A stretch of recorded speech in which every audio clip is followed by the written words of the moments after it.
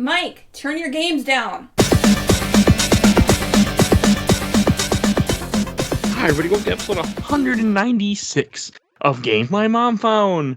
I am Mike Albertin, and who's having visions with me tonight? Hello, I'm Ronald Frazier. Welcome. And I'm Jake Bohl. Also, welcome to newcomers that join me on this show to talk about a game that I feel like a lot of people. Well, okay, more people remember this game than I thought. We're here to talk about F.E.A.R, First Encounter Assault Recon, developed by Monolith developed by Monolith and came out for Windows, PS3, 360, depending on what version you played. So I played the PC version. Oh, what version did you play, Ron? I played the Xbox 360 version on the Xbox One Series X. Okay. And I have history. I first played it on the PC, but for this podcast, I played it on PS4, streaming the PS3 port. Okay, that should be. And the Windows version came out in 2005. The 360 version came out in 2006, and the PS3 version came out in 2007 for some reason. That was the time for ports, wasn't it? Yeah, it really was. And there's a lot of issues with like the 360 and PS3 port. Were not done by Monolith. They were done by somebody else. But I can't see who ported it. I was listening to a YouTube video before this or watching one, and he talked about it was somebody else that was involved with it. No, I have the case right here, and it says Havoc and Bink Video and Monolith. Okay, but Monolith, they created it, but they weren't the ones that ported it. I can't say. It's a weird situation because like F.E.A.R, the Monolith got bought out by Warner Brothers during shortly after this game was done, but I think during the time of the ports or something they were bought out. But when they merged with Warner Brothers, Vivendi is the one that published this game. They kept the rights of it for a little while still. Wow. So, I did not know that.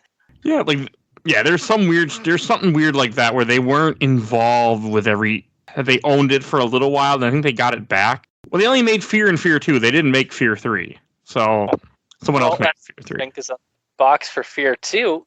It has the Warner Brothers logo, but that's missing from the first F.E.A.R game. Huh. Yeah, they weren't bought out till after. Well, there might be a reason for that. Okay, they must have got the rights back then during that time, because it was some weird drama I was listening to, and they were talking about it, which isn't really about this game, but I want to get it out there because I thought it was cool. It was just funny, they bought it, but then they didn't, because that's why the two expansions for F.E.A.R 1, which we're not covering in this, were made by somebody else because Vivendi wanted to make more money off the franchise while they were figuring out who owned it. And then I think somehow Warner Brothers must have got full rights to it then or something. Yeah, because I remember when I bought it, it was the director's cut, which, fun fact, came with a demo for a Cold War alternate history sort of squad strategy thing. But that demo was packed in because I believe at that point it did have the Warner branding on it. Okay, so it was after they already bought them.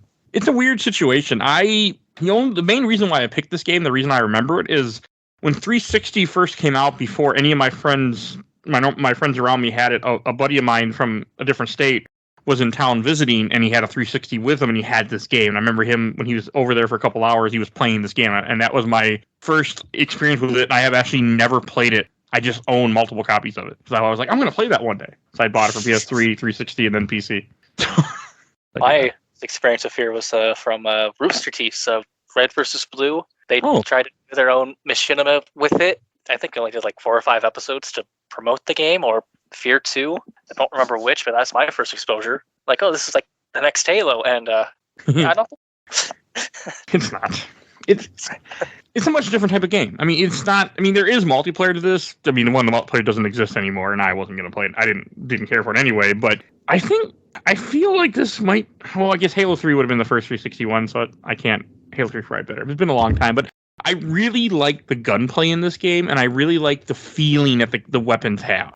Yeah, that's... It feels good. That's just one thing that really caught me this time around, because I remember when I first played it, I had a lot of fun with it, but I just thought that no, there's no way it aged well. And I say it aged well, and really love the gunplay, because in a way it almost reminded me of what Doom 2016 did. Okay. Where it's so focused on mobility and getting around quickly, and a lot of the guns do feel really good to shoot. It's almost kind of ahead of its time in that way, I'd say. I mean, and the enemies, the AI, which is one of the reasons why people love this game, and we have to talk about that before we go on to other stuff, because it really... So I was watching some videos, and they were talking about the way the AI works it has a lot to do with the level design.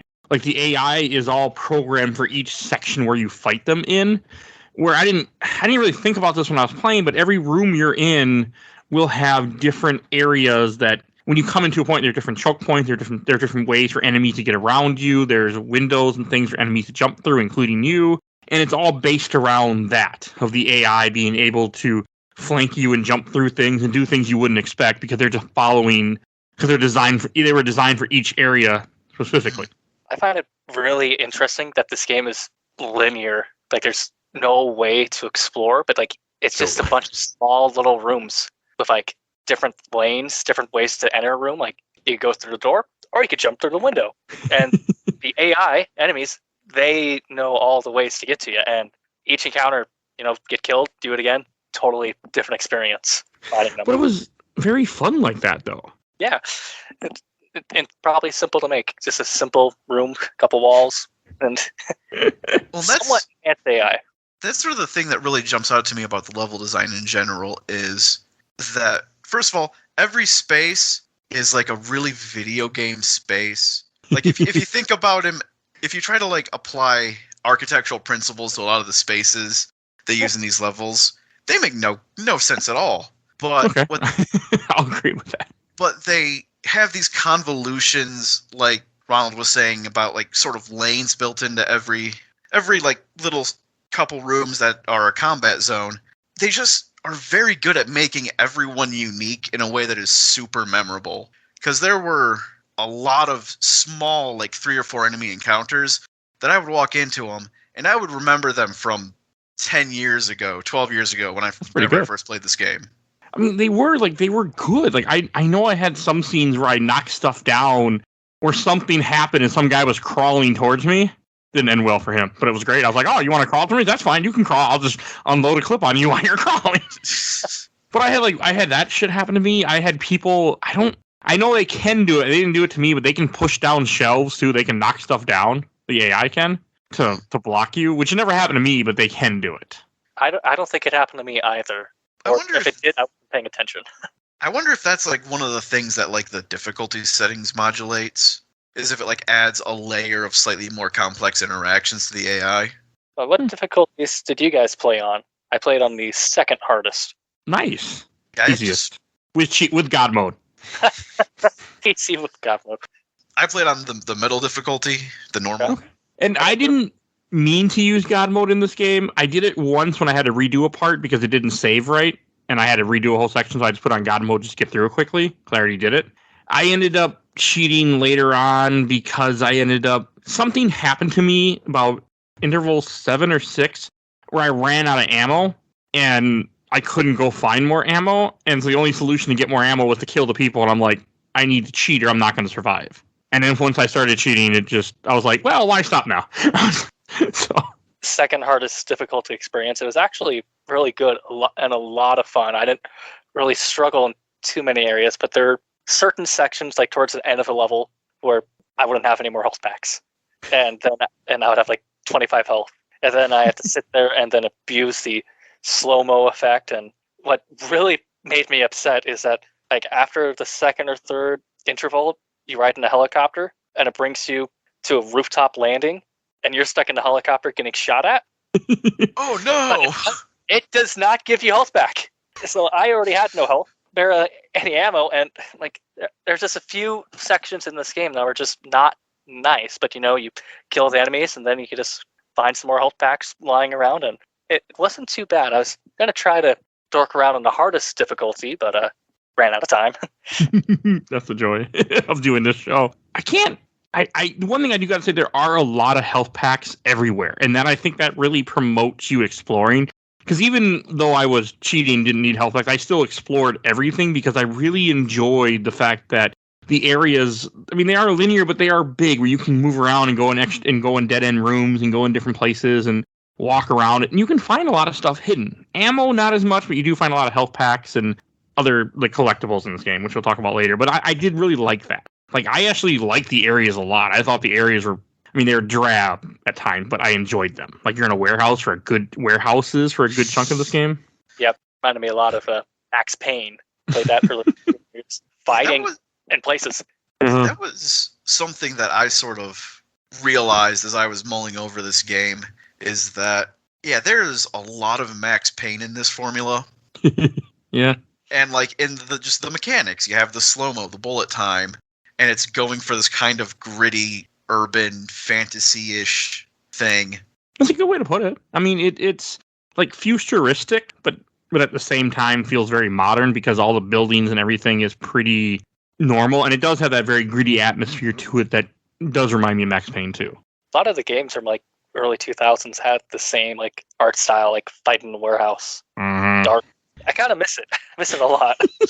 It was a thing. I mean, I didn't really think about that, but you are right, because there were a lot of games that came out that were like this in first-person shooters, like industrial zones, and I do miss it, even though they're all kind of the same area. But see, this game stands out more because of the AI, because of the enemies, because of like I feel like this game was very atmospheric. Like, there were a lot of parts of this game where you're walking around down a hallway or something, and I was tense, even with, well, less in God mode, but earlier in the game, I was very tense. But that also what made the AI so great is because I would have the flashlight on all the time because I liked the flashlight. So even though I also appreciate it, even before I was cheating, when I would hear flashlight, I'm like, oh, you guys are there. Okay, I'll crouch in the corner, turn off my flashlight, and I'll wait here. You come around the corner, we'll say hi. Because even if they just see your flashlight, they know you're there, but they don't know where you are. Sometimes they'll move around and you can snipe them and get them in bad situations for them. I was walking through a dark hallway. My flashlight run out. I was like, okay, I'm fine. Took one more step and I immediately got shot at. This game is not afraid of leaving you in the dark. No. It's very dark. And that, even though like the Armacam segment in the middle of the game is way too long, I actually found myself kind of liking the sort of urban modern like cafe space that a lot of the later portions of Armacam are when you're like diverted and trying to find your way out. Of the office building? Yeah, because there's one section, speaking of like small encounters that are really easy to remember. You're like walk into this cafeteria, this like cafeteria thing, and yeah, they kill the light. You hear them say kill the lights, and the only light still on is one over the doorway off like to your right where you see the enemies come in, but then everything else is pitch dark until someone shoots at you, and then you see them strobe into existence in front of you for half a second. Oh, are you talking about the first time you see the stealth guys? No, I'm talking about just like the replica dudes. I think it's like interval 8 or 9. Okay, I just don't remember. I mean, I was running through, so at that point. That was a good jump on me. Like that a lot, actually. But it's good how they do it. It's good how they, and also I was reading about it or watching a video, and they talked about how many different lines they've recorded. Instead of them just saying, hey, he's over there, they'll say, hey, he's by the couch. Hey, he's over by that. He's by the pillar. He's over, like, they have different things depending on where you are that the AI will say. And I also liked it when they said where I was. And like, oh, okay. And then sometimes I would move somewhere else if I could, and then come and then get them. And nothing felt better than when you were able to sneak up on a soldier sometimes and just shoot him right in the head. Like, that just felt so good. Oh yeah, this game does have stealth mechanics. You could sneak up to a guard and punch him in the face, and he gets knocked out. Yeah, I never used it much because I just even before I was cheating, I just like to shoot everybody.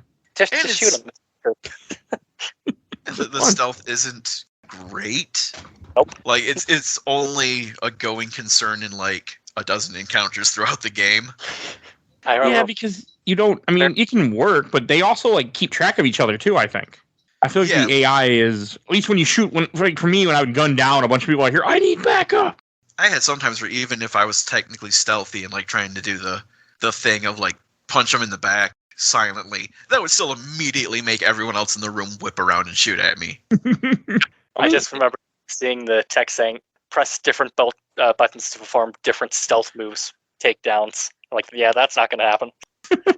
This game had different stealth moves? I just hit right. Well, for me, I just hit right click with my melee button. I think it's like which direction you held changed the way. Yeah, that's part. It was there for 1 second, gone, and like I'm just going to use my gun. Yeah, it was a thing, I believe, where it would, like, yeah, if you were running past someone, it might account for, like, which direction you put them in a chokehold from, if you're using your right arm or your left arm. Oh, okay. Or whatever. And there's a whole suite of contextual melee attacks. Like, if you're running and you jump and you hit melee, you do a flying bicycle kick. Okay. I saw this, but I didn't do any of that. It was too much fun to shoot everybody in this game. Especially with the slow-mo, where your advanced reflexes allowed you to be pinpoint accurate. I didn't slow-mo a lot. Even before I was cheating, I only use it sometimes. I didn't find it to be super useful for me. See, that's kind of my question about the slow-mo. It's like, what's the intent of it? Am I supposed to abuse it or not use it? I think you're supposed to abuse it because it recharges so often. Like, so quickly it recharges. Yeah, I abuse it, but I think part of the reason I did is because since I was playing one of the console ports, and apparently the PS3 version, like with so many games of this time, was the worst version for performance. Yeah, that's what I heard.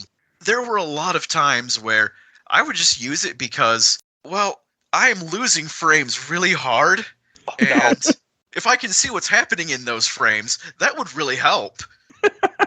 Okay. That's funny. So, hey, you found a good way to use the slow-mo. I don't know, it just didn't... I used it a few times to see, like, okay, am I more powerful? But I couldn't really tell. It was just, okay, now all your shots will hit on target because they're not moving. I'm like, okay. But, you're also kind of slower, too, in the slow-mo. Yeah, and like, reloading is not a good idea in slow-mo, by the way. It's like... throwing a grenade either. Oh, God, yes. Because... Yeah, half of your bar gets used just in, like, the recovery animations from that. Mm-hmm. I'll walk into an account, go like, oh, I need a slow-mo. Oh, wait, I should throw a grenade, and there goes my entire slow-mo bar. Yeah. But, like, there were a couple times where I would run away, let it recharge, and then go back into a fight, because some fights would get kind of violent or bloody for me, because they could do a lot of damage to you in this game, too, if they catch you. Yeah, you get a couple of the first several bullets they shoot at you will miss you, but once they start hitting, you're just losing your health in chunks. I had times where I must have gotten shot from 3 different directions at once because, like, the first time I took damage, the next time killed me. And I was at full health. Yep. Damn. I don't think F.E.A.R does a good job of indicating how much damage you take, in my opinion. Because I can agree with that. You can take a lot, but then your health can be stuck at 25 or a number that isn't red. You're like, oh, I'm still alive.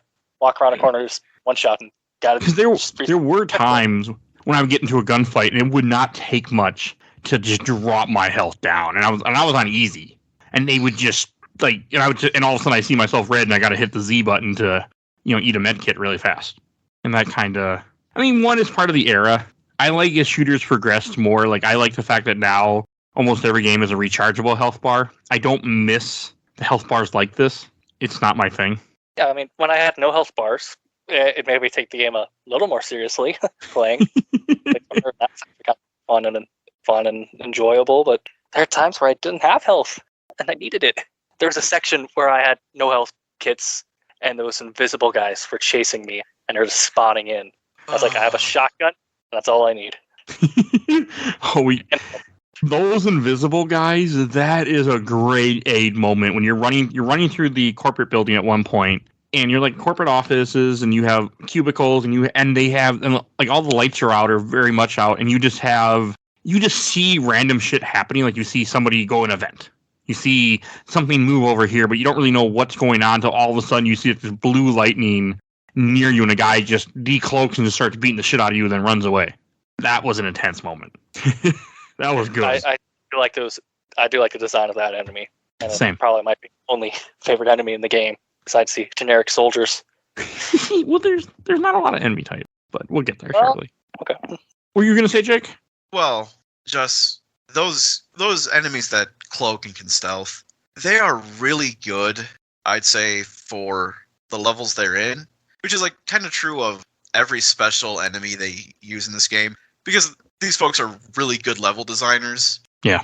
And the way that the Watchers or whatever they're called, they can come from anywhere, and they make you way more aware of lines of sight and how an area can be kind of open and have a couple of ways to get at you, but still you're cramped between like the glass walls on conference rooms and the other side of a hallway. You can see what's coming at you, but you're limited on where you can necessarily go. And that's really great. Sometimes they would like get me turned around because I was getting attacked by two, and I would try to fight one, and he'd run off, and I'd get attacked from another guy. And in the course of running around trying to chase him, I just get lost. I wind up like backing into a corner and seeing a room from a direction I didn't recognize, and spending too long going around in circles trying to find my way back. But I think they did a good job of that in the office building with those guys, of luring you into traps. And like they would come out of vents and they would pop out of like a room. And then one time I remember I was chasing after a guy and he ran up into the ceiling. But also like to what Ron said, like the shotgun, that was the way that like this is a beautiful shotgun in this game. Like I just got done playing Doom 3 a couple of weeks ago. That shotgun is garbage. This shotgun was just like, mwah. I loved it. Like if you got in my face, like with those guys, I'm like, oh, I'll just shoot the shotgun. I'll take care of my problem real fast. I'm a fan. You could hold like 160 shells for it. You would never run out. If you get to like a yard, then you can't really use it. And you can do some range with it too on easy at least. I could shoot people from a different balcony with a shotgun and still take them out. It might take a couple shots, but it would still kill them. It wasn't useless, which was nice. Yeah, that shotgun, the thing that I think really helps sell it is, first of all, the sound on it. It's kind of chuggy, and it's a very like deliberate sound that kind of unfolds a little. So it does a really good job of like embodying the like punchy rhythm of shooting the shotgun. And also the way that they like render the shot, you can see like the speed lines of the shot going through the air, but they also give you a little exaggerated effect around the shot so you can sort of see the spread that way really well too. It just does a really good job of feeling like not just you're pulling a trigger and making an enemy fall over, it's like you're sending a punch through the air and just watching that turn a dude into a red cloud. Yep. They would just disappear. I loved it. I think that's also one reason I love shooting people so much, because like I'm not big into gore in games usually, but in this game it felt good to blow up somebody and just shoot the hell out of them. Turn to the red mist, some will have their leg fall off, some would be missing a head. As I pick up, I'm like, okay. And as you were mentioning earlier, there aren't a lot of enemy types. You have your basic soldier, you have the stealth guy we were talking about, you have heavies, which I think the heavies are pretty cool though. I'm not a huge fan of fighting the heavies because I feel like I could never do damage to them. Yeah, because I was playing difficulty. But I think they mostly work because there's only one or two of them at most. But they're always surrounded by the squad of generic soldiers, which kind of really helps sell them. Like the heavy would always be the last enemy. I got to get his friends first before I take him out. They go down quick, like on easy grenades. I would freeze it and then toss grenades in their face, and that usually would take them out. Yeah, my only complaint about the heavy is that, like y'all are saying, it doesn't feel like you do anything to it. Yeah. That's because I think there are only 2 weapons that do like unmodified damage to the heavies, and those are the 10mm penetrator rifle, the nail gun, and I think the repeating cannon. Okay. And explosives get nerfed a little less, but yeah, then like regular bullets, and the shotgun gets it the worst. And the particle gun is really good against them too. Yeah. That's not till way late in the game. Yeah, I just knew there's a section where they crash their van in the building you're in. Enemies come out, no problem. But there's one heavy with a rocket launcher shooting you, and one shot from that always killed me. But then there was another heavy with a rocket launcher right behind him, and I was desperate for ammo. Yeah, when I first played that, I had 3 health packs, and I was pretty good for ammo. That wasn't really a concern. But yeah, I only had 3 health packs, and so when those like, I think it's 5 or 6 guys come running out of that truck. Like, I had them pretty well dealt with because I was using the shotgun. And they weren't much of a threat. But then, yeah, like 2, 3, 4 times I did not use slow-mo in time and jump out of the way of the rockets that first heavy had. Yep. So he kept pasting me.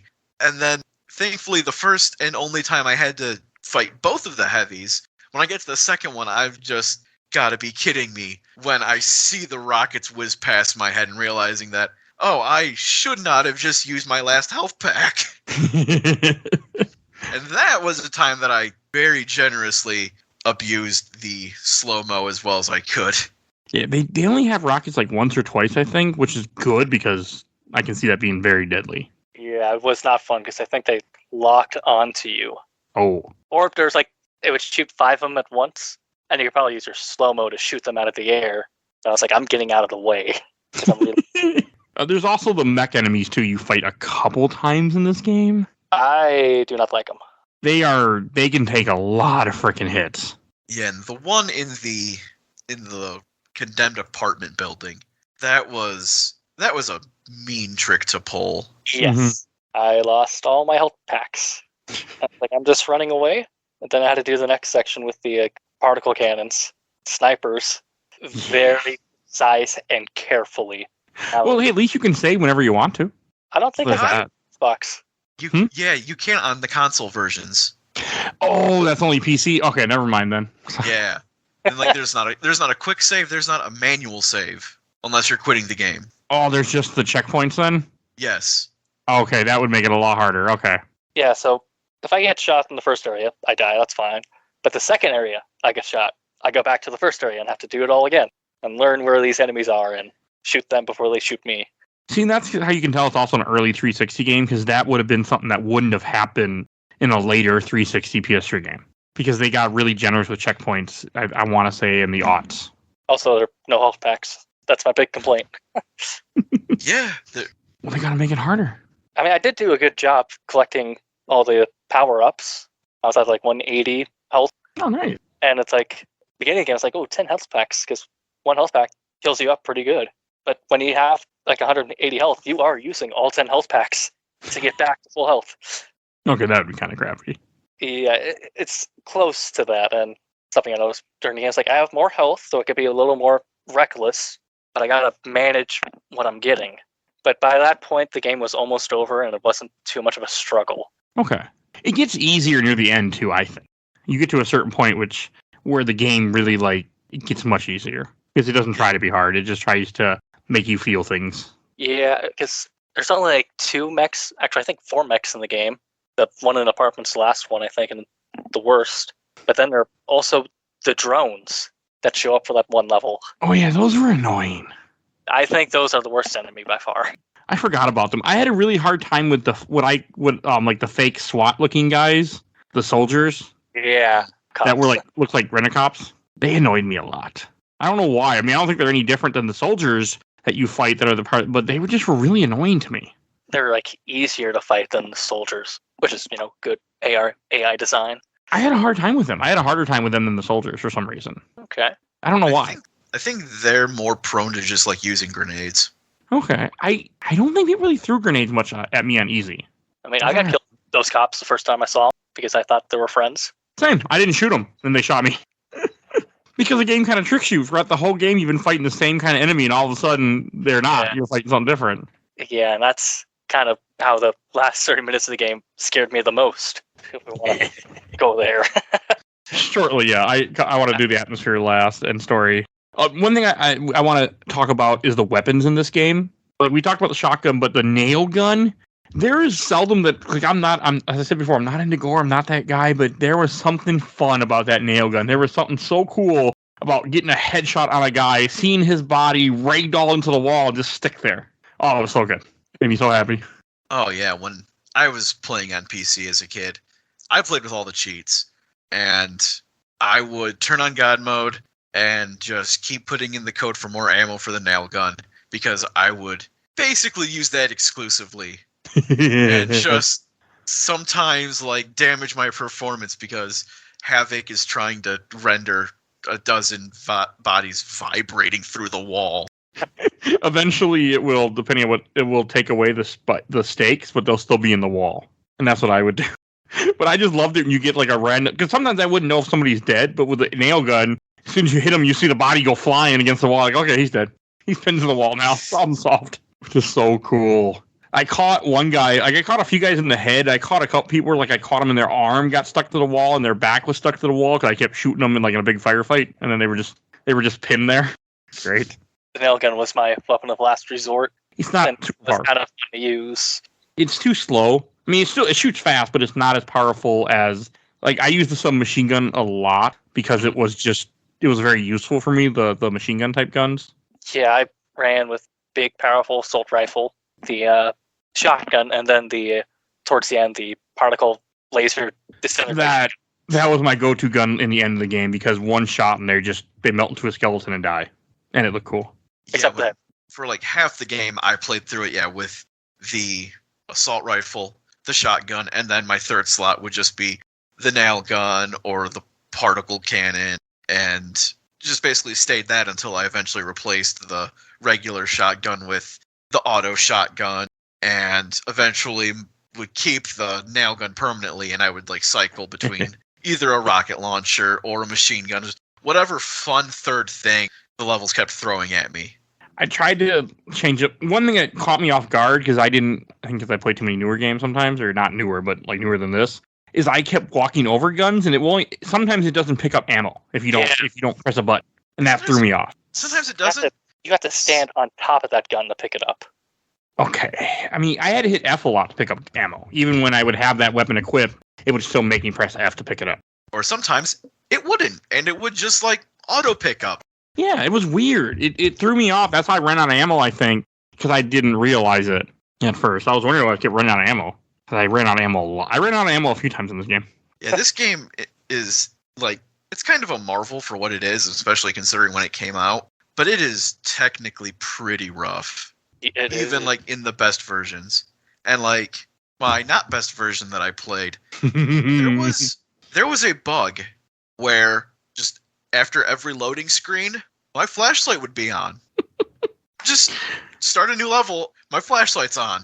That's it weird. Didn't meaningfully affect anything, but after I realized it was happening, I noticed it every time. I also found it, I got annoyed with the flashlight. I didn't like the fact that the flashlight is rechargeable, even though I think that adds to the fear factor of this game, but it did annoy me at times, quite often. Couldn't see. I'm not sure where necessarily I stand on the flashlight because, I did play most of Doom 3 at some point, which, if I recall, did have ammo for the battery or for the flashlight. No, I'm conflating that with Alan Wake for some depends on what version you played. In Alan Wake, yes. In Doom 3, because I just played it recently, if you play the original version, you have to toggle from the flashlight to a gun. You can either shoot or see. With the BFG version, you have a flashlight like this that the battery just goes away after a bit. But it lasts longer. In the original Doom 3, the flashlight was a dedicated weapon slot. So you had to pull out the flashlight, have no gun, and then switch your gun. But then they said, no, just have the flashlight with your gun. Yeah, because that was dumb. So I fixed it. An Alan Wake is where you have a flashlight, but in order to have the flashlight be useful, you have to channel into it, which then uses batteries, which you have to then collect more batteries to refill. I love Alan Wake, by the way, so anytime I can mention that, I will. Did they keep the advertisement in the remaster? I don't know. I don't have I didn't play the remaster, I don't think. I don't think so, because I think they even took some of the advertisements out in a patch of the original release. It didn't bother me because it fit real. I'm okay with seeing a Verizon sign when I'm in modern day because there would be a Verizon sign there, so I can live with it. I did enjoy the knockoff Dell computers in this F.E.A.R game. Well, those weren't knockoff. They're not? No, they're actual Dells. That's actual product placement. Okay. But it works because it's realistic. There would be, in an office building, when you're running through these corporate offices, there would be some kind of computer. So I'm okay with that. At the right amount of atmosphere, where not too much, not too little. It's sold what it was. I will say, I do find it pretty funny that the laptops where you find the lore stuff were Alienware, suggesting that everyone in this massive tech company is a huge gamer. and just leaving their rigs lying around. I mean, I feel like even if somebody was trying to gun me down, I would grab my laptop and run away with it. Just because. I mean, to be fair, I did bring my gaming laptop to my job before and play Metal Gear Solid 2. My previous job when I got done with my day and waiting for my wife to get off work. I was like, okay, I'll sit here and play Metal Gear Solid 2 instead. So I can buy it a little bit. On a side note, this had nothing to do with the game exactly, but I'm going to mention it anyway. When I was running through the offices and I was looking at all the different cubicles, I'm looking for ammo, looking for med kits and some of the secrets that I could find, like some like the laptop and the other collectibles. One thing that made me laugh, in my previous job, I used to work, and my office was an old closet. They take a closet, cut the closet in half, and said, and they made it into an office. And I was looking like, these are a lot nicer offices than, these have windows. Even in a cubicle, you can see the person next to you. You're not just in a closet. Like, this is nice. It was a funny thing, but that's what it made me think of. And I was like, this is a lot better. So people were trying to kill me, but this is a lot better. So, I just really like it.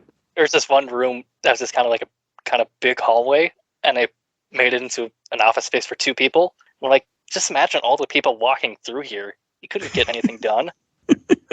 I mean, you're not wrong. In an office, like, when people walk by, you start talking to them. I mean, unless you're that, like, yeah. Over your shoulder, seeing what you're doing. Mm-hmm. Yeah, I want to say, Armacam headquarters, their architect is an engineer of nightmares. like I said earlier, these are not, like, usable human spaces when you think about it. Like, in a single level, you'll run through, like, 4 different reception areas and hallways with, like, 4 lounge spaces in between office blocks. And one thing I noticed in, like, the research wing area where, like, they first introduced mechs, and the mechanic where sometimes you can find a security station which lets you use turrets, there's a cubicle space that has security camera turrets with line of sight into all of the cubicles. So you think you're not going to work today, huh? We're going to aim this gun toward you. What are you going to do now? Oh, I didn't catch that. That's funny. Okay. The turret guns weren't too big in this game, though, at least, which was nice. I mean, they're around for a little bit. Yeah, I only discovered one that I could actually use against the enemy. Thought they're somewhat semi-annoying, but they were going to pop out just because they're sticking out of the ceiling. You get to use... I did 2 against enemies, and then I fought a few. Yeah, I managed to use 2. That's, like, one thing we'll probably cover more in, like, the atmosphere section is this game generally feels pretty uneven. Like, in the Armacam section, they are adding things like the mechs and those turrets, and even, like, a little bit of extra stuff with, like, interacting with environment pieces to make stuff happen. But none of that stuff exists very much outside of there. It's like they spent an uneven and inordinate amount of time on what became the middle section, and everything else is like a different game that's kind of attached. Okay. Because you have all of those early industrial areas where, like, I guess you're tracking a dude. Yeah. And they're mechanically very simple, very straightforward. You get into the middle, and they're adding, like, something new with every chapter. And then you get out of there, and now you're back into pretty straightforward, dingy areas, and you just go through them with nothing really new until the last 2 chapters, where they make pretty hard and dedicated turn into the supernatural direction. Yeah, I mean, there's supernatural kind of throughout the entire game. I mean, like, the story is a little supernatural, but it goes really hardcore into it near the end. And that's like a thing about the story that I'm going to elaborate on, or that Sure. I want to elaborate on later, is just that there's, like, 3 different good stories in this game that don't need to be all smashed together. Like, you have the framing device of, this is the first encounter assault recon. They deal with paranormal and unexplained threats. And that's just a framing device.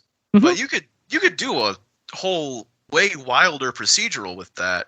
But then so much of it is basically a kind of standard military aesthetic shooter. With one guy that works for this company almost. Yeah. And then you have, like, the horror story. And, like, all these things kind of exist on top of each other and vaguely interact, But you could make like a full, more cohesive thing out of any one of those 3 leads. And that's something that I think generally kind of makes the story really tedious. And that's they don't feed you the story all at once either. They do a lot of piecemeal with it. Yeah, and like I get what they're going for with trying to do that. But again, like, because it's kind of an afterthought to the sort of like modern soldier gun game, it can be jarring where it's like, oh yeah, no, there's actually ghost stuff happening here. There's 2 hallways and blood on the walls and some flames. That's a thing going on. And lots of dead guys. I mean, I can see where you're coming from because it never really like sticks a lot. I mean, I like the way they did it because I don't like horror games in general. But like, I completely see where you're coming from because it comes a lot of you at you in part. Like you'll be running around, all of a sudden the screen will flash and you'll have like a zombie face on the screen for a second, or you'll be walking somewhere here, and then I didn't look half the time because I was just doing whatever else. And if you do look fast enough, you can see like a little girl running away from you, or you'll see like a ghost of the guy you're hunting kind of walking by like where he was and stuff like that. But that it does feel like I liked that it wasn't a lot of it, but I see what you mean because it's like at the end of this game, it feels like it becomes a horror game where most of this game to me still felt horror, but like it doesn't really have that. I can see where you're coming from, like multiple things are, smashed together to make what they make. Yeah, and like the mechanics are really good, and like F.E.A.R, I think, is kind of, I'd say publicly it's like an archetypal 7 out of 10 game, where the thing that really like buoys it and keeps it high is its really good combat mechanics. Yeah. But the story is weird and kind of like, yeah, like the stuff that they're touching on could be really interesting because it's like got like the sort of the Ring plot in there. Oh yes, I mean that's what it was based on too. Like they based it on Japanese horror from that time with the Ring and the Grudge and all that type of stuff. Okay. So that you weren't wrong. It was coming from that type of horror is what inspired them to make this game. Is all that stuff. I liked it, but I didn't pay any attention to the story. For me, normally I like story in games. For me, it was all about I just want to shoot everybody I can shoot and get through the game, and I was having a blast doing it, even while cheating. For me, it was so much fun just unloading. Like I didn't care. I mean, I did jump a lot in this game. Like the game would scare me multiple times, and I like the features of like there'd be you walk into an area like there's a couple times with and you don't have a lot of NPCs in this game that are on your side. You have a couple. You have one. You walk in. Oh, there's all blood on the floor and skeletons. Like there isn't even a shot fired. Weird shit like that and then there'll be parts where you see people just like dissolve a few times, I think, or burst into blood and skeleton. Like those are the horror elements, but I mean, and I guess whenever you see Alma, which we haven't talked about yet, but Alma really like that's the whole horror element of the game. This is my first time playing F.E.A.R. And, I watched a few YouTube videos about it. It was an important game of yesteryear. But, at the very title card says United States government created the F.E.A.R unit for paranormal activities. Like, oh, we're going to go, oh, what? Yeah, that's like another thing where it feels like there's multiple games on top of each other. I would like the game where, like, you're hunting vampires. Yeah, I was like, I don't know how you fight a ghost with guns, but I'm into it. You have slow-mo because the ghosts are fast, and it doesn't go down that route, at least not till the very end of the game. And the times it does, were very boring and pathetic. And then it's like, okay, now the game's going to get to like more psychological horror with all these images you're seeing. And it's like it's about you, and you're walking through a hospital, walking down the corridor, bloody walls, and it's like, okay, this is intriguing, and the combat's really fun, but then I'm just like walking into another room to fight people. Where's the next section of the story? How's it gonna evolve? Yeah, they're not very great at telling this story that they're trying really hard to make you take seriously. With like the I did not take it that seriously. Yeah, and that's the thing. Like the story is like silly, kind of. On the face of it, we have this peak like Bush era new law enforcement program that gets made, and we're just using that to that's our into the story of this guy who took take your daughters to work day way too seriously. My God, Harlan Wade. Yeah, I mean you're not wrong at all. I also like that you can ignore most of the story. You can ignore the supernatural elements if you just don't look when they say stuff. Because I was watching a video that showed you a lot of different teams. Alma, I didn't see Alma that much because I was too busy shooting everything. I wasn't paying attention. I mean, when I first started playing the game, all those scenes were really cool. But then in the middle of the game, when I was like, I'm just enjoying the combat, the story kind of disappeared. Yeah. It's like, oh, there she is. Well, part of me for the story, the issue was like, example, you have to listen to voicemails a lot. And you have to stay near that voicemail to hear it. And I'm like, I don't want to stay here. I want to go shoot people. And there's you miss out on stuff. And the radios. Oh, yeah. That if you bump into, stop playing the lore they're giving you. Or if you shoot them. Yeah. Which happened. I just shot fucking everything in this game. And this is a very shootable game. A very shootable environment. There's a lot of guns, and there's a lot of scenery to shoot. Yes. Yeah, and like the director's edition, the first one that I played, like the things that were packed in that made it the director's cut was like the DLCs, obviously, but also a commentary track where like they had all of the department leads and the lead designer, like as you would go through the first couple of levels, and then occasionally afterward, they would just have like commentary track that you could like be prompted to start playing. Oh. Yeah, and so one of the things they talk about being a huge aesthetic influence was John Woo movies. Yeah. Which is why, like, I believe something they talk about is, like, there are birds that you see sometimes. Pigeons. They have those in the game as, like, one of the few animated things in the environment, because at one time, they wanted to have, like, the ability to have doves fly across the screen to cap off a fight. That's cool. And that's why, but cool. And that's why when you like shoot a printer, paper flies everywhere, and if you shoot a couch, smoke and upholstery fly everywhere. And when you shoot a fire extinguisher or a power box, it's just chaos. Because yeah, they wanted it to be a situation where you could just shoot a shotgun down a hallway, and it turns into a shot from a John Woo fight. It did make the gunfights a little more complicated, a little harder, just because all those effects hit the enemy. Yeah, and there was sometimes it was hard to see, too. But I love the way when you shoot a wall and you leave a big, giant hole in the wall. That made me feel so good, too. Made me upset when I missed. That happened a lot. I missed a lot. So it was unfortunately common. I think F.E.A.R is one of those games that, like, kind of needs a reboot, remake thing that's not that faithful to the original. That's just really, like, mechanics forward, because I think if you just made any other shooter that just had, like, the same level of environment destructibility and the same relatively intricate AI, it could be anything, and it would be great, because the shooting's just great. The way they use the environment in fights, it's great. You just put a new coat of paint on it, and it's gonna be great. Okay. I mean, I enjoyed all the supernatural stuff because it freaked me out, but it wasn't too much to make me never want to play it again. It was a nice coating to be like just there. So if they remake, I'd want it with the same stuff, just maybe make it cleaner. Because I was thinking while I was playing this, like, these graphics have not aged well at all. But from the time period, it's like, this is just everything you need. And it's just kind of the whole experience of, it doesn't need to be super high def. It's like the smallest details aren't there because, they get blown up. It's just enough to sell the atmosphere. Yeah. And I think it does a good job of selling the atmosphere. Like, I was always engaged. Like, I was interested in the office building. I was in the warehouses. I enjoyed when you go to the corporation at the very end. Like, all of that I thought was very well done. Yeah, like when they start introducing the sentry turrets.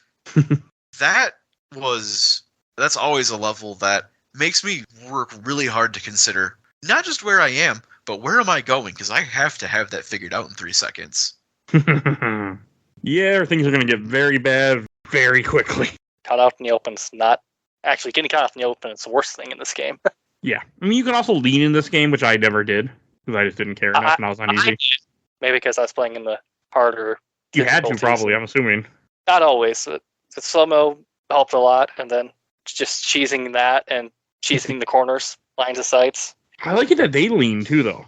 The enemies will lean towards you also, or at you. Just shoot around corners, and I'm like, you're missing. Then this one bullet hits me, and I'm dead. Yeah, that sounds about right for harder difficulties. That's F.E.A.R for you. The story was kind of it's kind of odd. Like, I didn't really pay attention to the story, but I still enjoyed it. I enjoyed for what it was. I mean, I like how I feel like you wouldn't if you were like I wasn't really paying attention, so I knew some stuff from this game from years ago, but like what the story is Alma is dead. The little girl that you're seeing everywhere, the villain that you're hunting, Paxton Fact, whatever the hell his name is, Fatel? Paxton Fettel. Yes, you're hunting him because he took over a clone army, that he's controlling them all psychically, and you see one of the first you've seen is he's eating a guy for some reason, and then eventually you shoot him in the head, which was, I like that part, by the way. Very near the end of the game. Once you shoot him, all the clones shut down because he's the one that's been controlling them the whole time. Do you have to shoot him? Yes. I don't know. Okay. Because I shot him. Like, the rest of the series depends on him being dead. Oh, okay. Oh, even 2? No, yeah, it's a plot point. Okay, I knew in 3 he was dead because I know the multiplayer aspect of 3. But yeah, once you shot him and you see all the replicant robots just standing there, that's the first time I actually got scared in the game. It's like, wait a second. I've been fighting these people the entire game and they're not fighting me. What's going on? And that was a very, very cool trick they did. Yeah, well, I guess the whole idea is that Alma's getting more powerful. Like the little girl you see is the ghost of Alma, who's been killed years ago. I mean, that gets where the game gets kind of fucked up too. Like when you find out, and we were talking a little bit about like her father was a doctor at your hunting for a good chunk of the game to rescue him, but he put her in a coma. She grew up because she was too powerful. They put her in a coma. They impregnated her. She had kids, and they killed her because even when she was in a coma, she was still able to psychically connect with Paxton. So, and now her ghost is out taking revenge. There's more to this story that I'm guessing neither of you guys picked up on, and which this game does not do a very good job of relaying. The point man is Alma's second child. Yes. Yeah. I mean, I think in the first cutscene, it says you were born here, and you see her in a hospital, I think. Yeah, they make references to it. I already knew that from people talking about this game previously, years ago, but I don't think I would have picked up otherwise. Yeah, because, like, first time I played it, I didn't find out about it until, like, I read a wiki. Because I was like, wait, so, like, why are you seeing, like, Paxton's birth if, like, Alma's psychic with him and you're just a dude? Yeah, because you're not just a dude. And I think near the end is when Alma's starting to really take control, and that's why you start fighting all these ghosts randomly, because you'll have scenes where you would, like, start to hallucinate, and you'd be walking down a hallway, or flames would be around you, and things would, like, ghosts would come at you, but later on, it starts to become reality where the ghosts are hunting you, because that's what Alma's controlling. It's after you, like, start the self-destruct system and are trying to run out the door. I also really like that part leading up to it where you have to get the 4, I think it's 4, you're 3, you have to set the different generators on to open the main door. It's like reset the power. I did like that. I knew, I was sad I couldn't kill the fat guy. Like, what was his stick? He deserved it. I mean, it's against you the entire game, making your life difficult. Well, you meet him randomly, and he's like, "Oh, don't shoot!" And he's like, "Oh, you got to go turn off the power or turn off security." So I'll help you jack in here. I'm like, okay. Then he disappears. You can't find him. Then he's behind some locked door, and all of a sudden now he's at this secret base. Don't know why they felt compelled to have Red Dennis Nedry in this game. You didn't say the magic word. Because he's just Dennis Nedry, but with red hair. Yeah, pretty much. I mean, he acts like he doesn't know what's going on, but he's actually involved a lot more than you think. Like, yeah, 100% Dennis Nedry. They like Jurassic Park. What can I say? But he doesn't die. It was fine. I mean, he gets shot, but you didn't. But also, I think it's funny. You can miss him getting shot if you run through that room really quick and aren't paying attention. You won't see him. You can completely miss. Yeah, no. Like the first time I ever played through it, I definitely just like found him there and was like, "Wait, what just happened?" Which I thought was funny. And I think it's near the end of the game when Alma starts attacking you as a larger person, because you find out that, like, you know, she didn't just die as a kid, and that the kid is just her manifestation that she uses to, I guess, for some reason. But I also don't understand how dead is killing, but yeah. The combat encounters very end of the game are, I just don't like them. Just one shot ghost that fly at you. Yeah, it's not the same. First thing is that they'll spawn behind you. In my case, 2 hits, 3 hits, and I'm dead. Ooh, okay. There are times where I didn't even know I was getting hit. Yeah, there's the one spot relatively like early through like interval 11 when you're running from them, and you go through this room where there's like all these like crates that are funneling you through, and like 3 pods of the dudes spawned behind you. Mm-hmm. I died there like 7 times. I can see that. I do like that pistol they give you for whatever reason. One shot them. And like, okay, this pistol's not that bad. No, it was good for that. Yeah. Yeah. Okay, that's something that freaked my bean when I played it that I forgot happens is that you go into these dream sequences, these hallucinations, and they give you certain weapons, and you have them outside of the hallucination sequence. Took my precious shotgun away. Is that a glitch, or is that supposed to be foreshadowing that Alma can just change reality? I'm assuming foreshadowing. I'm assuming it's supposed to be like the fact that she's able to alter things that are happening. Because she's growing more powerful as the game progresses. The closer that you and Paxton get is making her more powerful. I'm assuming that's what's happening. Okay. I'm assuming. I didn't pay a whole lot of attention to it. I just know, yeah. I mean, I don't like you. If you look at a wiki, a lot of figuring out the plot is mostly people making suppositions. Like maybe it's this. It could be that. Yeah, it's very strange. Yeah, and I have no idea. I still don't understand the ending of the game. It's good though. Well, first you climb out, you get on the street, and then you see like the bomb going off of the place as it just blows up, which reminded me of Call of Duty Modern Warfare. Yep. Call of Duty before Call of Duty. Mm-hmm.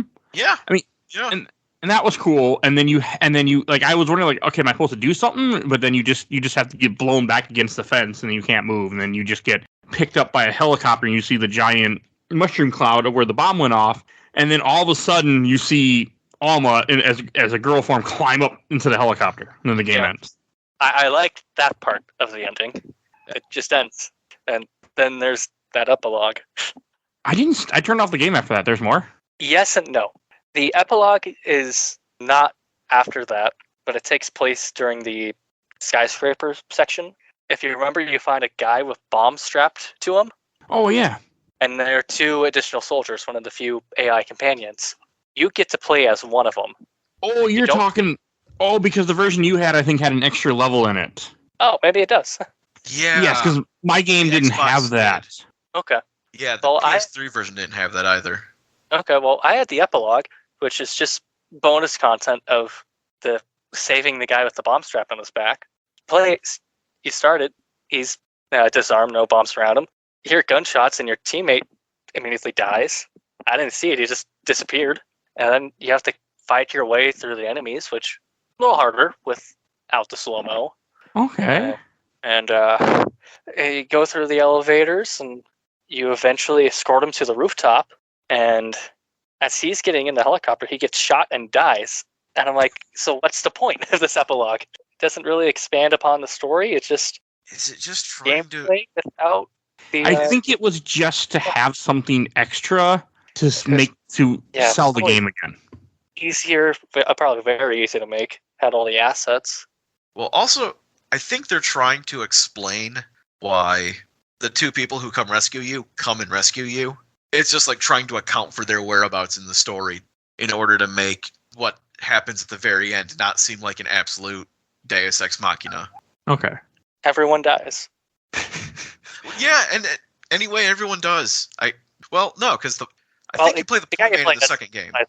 There's also more to this game too, which is not canon per Monolith, but was made as canon. Like there's one of the expansion packs, which we didn't play for this one, but we might do a mini if you guys want to, is Extraction Point, which takes place immediately after this game ends. Yeah, I have played Extraction Point. Probably not going to be able to do one on Perseus Mandate because it doesn't work. Okay. Like when I tried playing on PC, like it came with both the DLCs on a disc, And Extraction Point I could install and run. Perseus Mandate would always crash in the opening cinematic. Huh. And that was apparently a not uncommon thing. I also heard it wasn't. From when I was watching the videos, they said Extraction Point you should play. They said Perseus Mandate, which is garbage. Don't bother. Yeah, that too. So, from my understanding, the first F.E.A.R game is the only F.E.A.R game you should play. I've heard good things about F.E.A.R 2. I do have F.E.A.R 2, and I do want to play it, but it's not backwards compatible on the Series X. So I need to pull out like 3. Yeah, F.E.A.R 2, I played a little bit of. I remember thinking the art is much better, much more polished. I didn't get very far, but I understand that like it does the horror beats better, or at least in a more rational and understandable way. Okay. I want to play it someday. Maybe next year or next October. We'll see. Because it definitely interests me. I want to play 3 too, but I feel like I've heard nothing but bad things, so we'll see if that ever happens. But is there 4? No, there's just 3 games, and then the Perseus Mandate Extraction Point on 360 was a separate disc called the F.E.A.R Files. You could buy it physically. Oh, okay. I think there was a F.E.A.R 4 kind of in the ether, but not released though. Yeah, I think that's vaporware at this point. Any last things you want to say about the game before we go on to questions, comments, or memories? I want to say this game kind of reminds me a lot of Condemned Criminal Origins. Mixed with Max Payne. Max Payne, slow-mo, obviously, and shooting and all that, but especially Condemned because you're just out there chasing this guy. I know that's a big story. Here's this guy who's eating people. They made Condemned, by the way. Oh, okay. So it is a monolith. They made F.E.A.R in 2005 for PC, and then other people ported it, and then when that was then they went to work on Condemned 1 and 2. Okay, so maybe I should actually play Condemned. Condemned's really good. I speak very highly of Condemned 1. I don't remember 2 as well, but I think 2 was good too. They're both good games. I think I want to play Condemned 2. Condemned. Oh yeah, in Game Informer, yeah, it was one of the top 10. I vaguely remember this in some magazine. One of the top 10 moments of that year was Condemned 2 and a bear. And mannequins. Good game. Oh, and we didn't talk about the sound design. We should mention that really fast. I feel like the music and sound design was done very well. It was very creepy. Yeah, they do a really good job of like taking advantage of environmental sounds like rattling pipes and I don't recall. Do the light fixtures actually creak when they're flailing around, or did I just put that in my head because it's very evocative when they do it? Can't remember. Don't recall. I was too busy shooting things. I don't remember. I just remember it's creepy sometimes. Like you'd hear like Alma when you're walking around sometimes. Mm-hmm. Stopping a couple times, like, yeah, this is some pretty cool music. Let's shoot some more things. Yeah, pretty much. The effects for a lot of the weapons are really good, and just like help sell the feel because like you have the kind of slightly percussive, but also kind of like whooshing sound when you use the triple rocket launcher, and the chugginess of the shotgun, and the of the nail gun. I found really fun, and then just the of the particle weapon. Yes. You just hear that, and then you see a skeleton explode into view at the other end. The best sound of all in this game, actually, is the elevator music. Yeah. I had to restart that section so many times, so I got accustomed to that elevator music. It's like this is not part of the game, but it's stylistically different, but I enjoy that it's here. Yeah, that kind of leans on touched on something that I think about this game, and is that it's surprisingly cartoonish. Like the way it will throw that elevator music against everything else going on. The way enemies will sometimes ragdoll, sometimes lose a limb, sometimes just turn into a puff of red. And the way the skeletons just sort of appear and fall over when you shoot someone with the particle weapon. There's a lot of potential for humor in this game that I think sometimes they understand, and I almost kind of wish they leaned into a little bit more. Okay, I can see it. Trying to think of the funniest moments in the game. Pinning a guy to the wall with a nail gun. Dude. That was for me the funniest moment. bicycle kicking an enemy and watching them ragdoll and kind of get tangled in your feet. Start lying down and watching the heavy walk into it. Mm-hmm. Never used mines. I had to use everything I had. One of the another dumb thing, you had to switch grenades. Oh, okay, that'd be annoying. One of the, an example of the great voice work they do. One of the great things about using mines is that sometimes the enemies will react to triggering a mine, and it will just be as simple as, oh shit. And just before you see it, the disc rise up into the air and just level everyone around it. Well, that's what makes it so cool sometimes. All right, I'm going to read a few questions and comments and memories that I got. First from I watched the entire Overlord Super Replay group. First from Mark C. A really good shooter with great enemy AI. Love the atmosphere and the mystery around Alma. The slow-mo mechanic was great and made combat stand out from other shooters at the time. I like what the sequel did with the story as well, but F.E.A.R 3 really fell flat. Okay. And from Michael Hughes, friend of the show.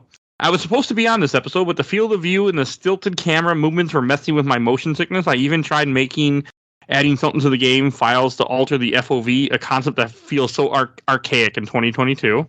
Because it made a motion sickness, because always he was going to be on here. And from Steven Barfoot. This and Saints Row were the games I got with my 360 that Christmas. At the time, FPS games were basically my favorite genre, and this game is a big reason. Punchy gameplay, the incredible atmosphere, not to mention the AI. It was so enthralling at the time, listening to them talk and communicate to each, and then react accordingly, to the point where they'll crawl under something that's been knocked over, which brings me to my last point, the environment. All right, here's a good one from Matt Pickleton. True story. The first time I ever knew this game existed, my buddies and I were driving out into the country to buy some weed from a guy one of them knew out there. These farmhouses were literally miles away from their nearest neighbors. I didn't know the guy at all, so I was already a little on edge. We get inside, and you sit in the dark with another guy playing this game. It's already dark outside, and I'm fucking memorized by the gameplay. It looked like so much fun. Then all the spooky shit starts happening. We're all stoned to the bone. By then, we all just got this huge wave of paranoia.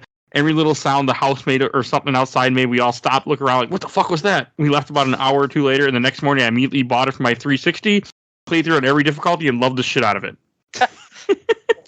Well, this would be a very good game for little kids and stoners. I mean, I can't imagine playing the stone. I played Donkey Kong Country 2 when I was stoned in Vegas, and that was a ton of fun, but that game was colorful and not scary, so. I mean, let's say I do have some experience with that. It's shockingly easy to run around in circles, especially in the urban apartment levels. I ran around and I wasn't high, so yeah. I lost a lot in this game. A lot, so I can see it. All right, and then from Sam Mercer. This was the first game I played that had challenging AI, almost demanded the use of slow-mo every time I had an encounter. They hit hard, play aggressive, and flank you constantly. All right, and from Adam Walker. Super fun, originally played on PC, tried to play backwards compatible on Xbox One. There's a super weird bug you should look into where the frame rate on PC totally tanks regardless of build. Because of Logitech HID devices, you have to download a file to fix it, and the same bug is in Condemned for PC. Okay, I didn't have that on my PC, but maybe because I didn't have any issues. On PC, I think. Oh, okay. I did not do that. I just played the Steam version. On the original console. Oh. I don't know. Something like that. That sounded weird. I didn't really understand it, but okay. Okay. All right. I'm glad I didn't have any issues. And from the Giant Bomb group, from Cody Boren, used to play this game with an ex during a big scumbag phase of my life. Would take a bunch of cough medicine and Robotrip while we played this game. Freaked my shit out. Okay. I mean, I find it. I mean, I don't know. This is not a game I want to play while high in any shape or form. It just feels like it might fuck me up a little too much. That sounds like the opposite of self-care. Love yourself. Love yourself. I mean, like more than that. I said on the show before, I was in Vegas and I got high because it was legal. And I played Donkey Kong Country 2 and it was wonderful because everything was bright and colorful. The music was great. I would not want to be stoned out of my head playing a horror game like this. It just does not sound like a good time. But, okay. Each their own, I guess. And from Jacob Robinson, great game, bummed about 2 and 3. From Charlton John V, played this on PS Now for the first time and it still rules. And from John Wells, that ladder scared the shit out of me. Okay. I'm not sure what he means, but all right. It's in like interval 2 or 3 or something. You're in like the sewer area, kind of in the wastewater plant, and it's the one where like Alma appears behind you if you go to get the reflex pickup. Oh, okay. Maybe I missed. Yeah, well, like when you go up that barrel or up that ladder, you can see Alma running off on the left side of the frame if you look, and then like if you look up shortly after, she will appear up there as well. Okay, I can see that being a little freaky then. Okay. This game does do horror, I think, decently. All right, and then from my last group, I'm going to read from the official Laser Time community. First one from Colby Johnson. Absolutely loved F.E.A.R. at the time. It was probably one of my favorite horror games. I played it when it first came out on the PC and then later on the 360. It was one of the games I was most excited about to get back compatibility. F.E.A.R. 2 is also very, very good. F.E.A.R. 3, not so much. All right. And from Mike Green, silly acronym, amazing game. From that moment you start the game, sets a tone and atmosphere that never disappoints. The story was damn good too. The sequel, in my opinion, diluted the brand, but the OG is where it's at. Throwing those grenades and slowing down everything to shoot it right in the middle of your enemies is still something I'm shocked other games haven't done because it felt so satisfying. Okay, I didn't know you could do that. I think I accidentally did that a few times. I used grenades in slow-mo, but I didn't try to shoot them. I just threw them and wanted to hope for the best. So, all right. No, seems kind of equal about F.E.A.R. 2 being good or bad, but everyone seems to agree F.E.A.R. 3 is horrible. Oh, yeah, everyone hated F.E.A.R. 3 back when it came out too, so I'm not surprised. I remember F.E.A.R. 2 being good though. I think it gets the rap of being like, it's fine. It's a perfectly fine shooter of the day. Looks good. Feels pretty good. I understand the story is generally... The storytelling is more competent. The story is worse. It's sillier. Like, the voice in your ear for most of the game is a dude named Snakefist, who will not stop talking about pizza. Okay. He's a plot-critical character. I think I know what I need to do. I think I need to get a pizza and play F.E.A.R. 2. Hey, it's cheap on... I think it's on Steam, the F.E.A.R. collection. I think it's on... Yeah, the F.E.A.R. collection's... not when you're hearing this, but for you people, for you guys, it's on sale. You wanted to buy it on Steam right now, so... I thought it was funny when before we recorded this, I was looking at the sale, and it's like, F.E.A.R. collection on sale for $8 for everything, the DLC and all 3 games. I'm like, oh, cool. I already own them all, but cool. And there's also DLC for F.E.A.R. 2 also. That comes with that. All right. And from Pete Schul, I don't know if it was any different on consoles, but I remember when it came out on PC that the enemy AI was exceptionally good for the time. I think it may have been the first time I ran into baddies that could successfully flank and maneuver around the map. It's because it was designed for that. And from Chris L., F.E.A.R. had some great gameplay, and I spent a ton of time playing the 360 multiplayer despite it running poorly.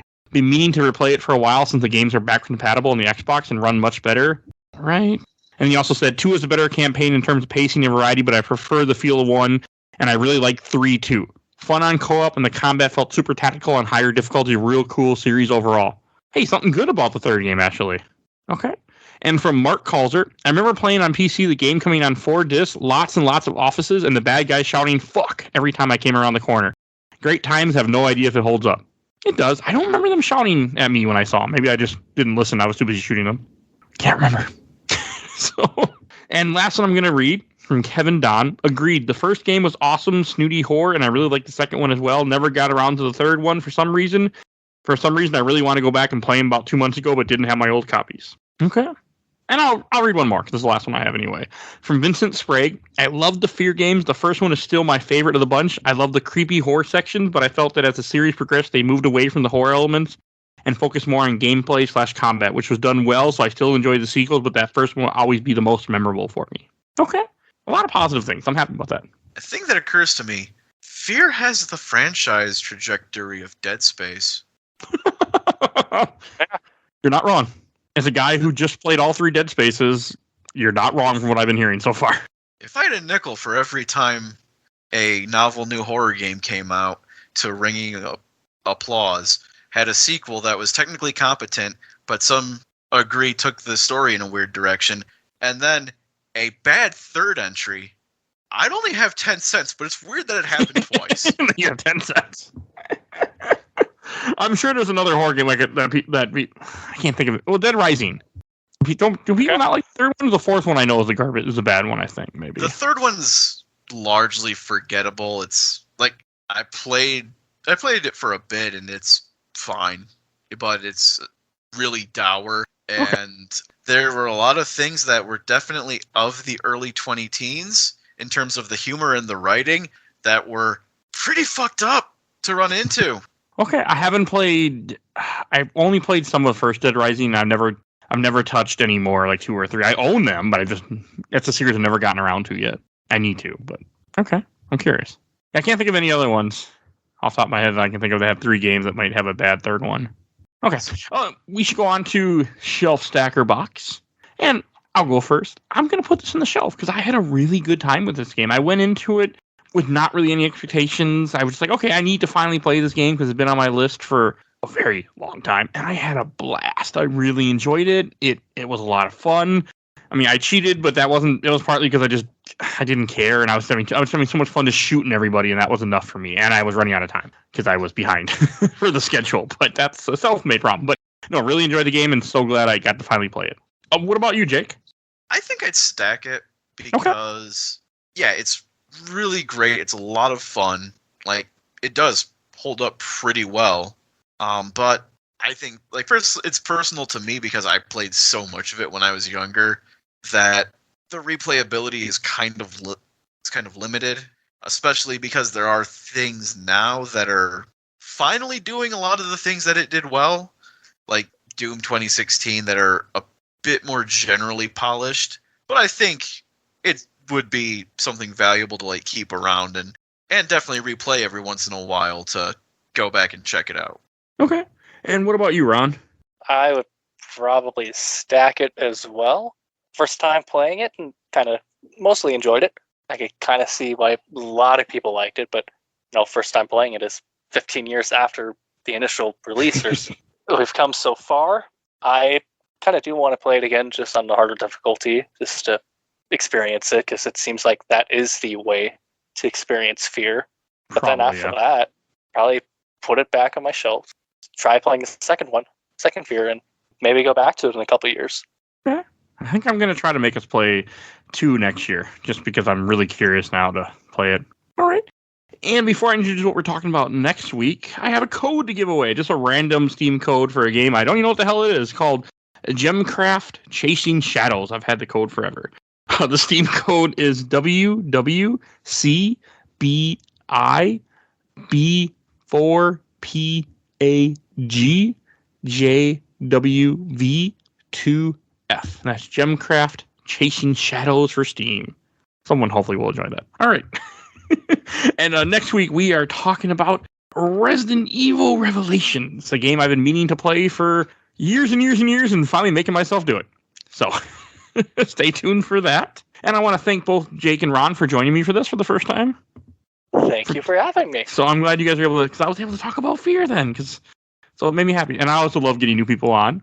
And if you enjoyed this show, there's over 350 other episodes for you to listen to. You can find everything on Podbean, because Spotify, iTunes only go back 100 episodes, so definitely look through our giant catalog, and I do mean giant. And also want to give a shout out to my awesome buddy, my awesome intro and outro, courtesy of Helena at Hell Hath F.E.A.R. You can follow her on TikTok. She made the music for the intro and outro of the show. Also want to give a shout out to my buddy Bill Tucker, who did the MCU movies with me. He started his own podcast, A Gamer Looks at 40. And if you want to support the show, we do have a Patreon. For as little as $1, you can vote in our Patreon poll. And this current Patreon poll is a Resident Evil theme poll that the episode will release in November. Resident Evil Extinction, Resident Evil Infinite Darkness miniseries, Resident Evil Damnation, the second animated movie, and Resident Evil, the Netflix series. For as little as $1, you can vote in a poll and decide what we're going to have to cover. Go do that.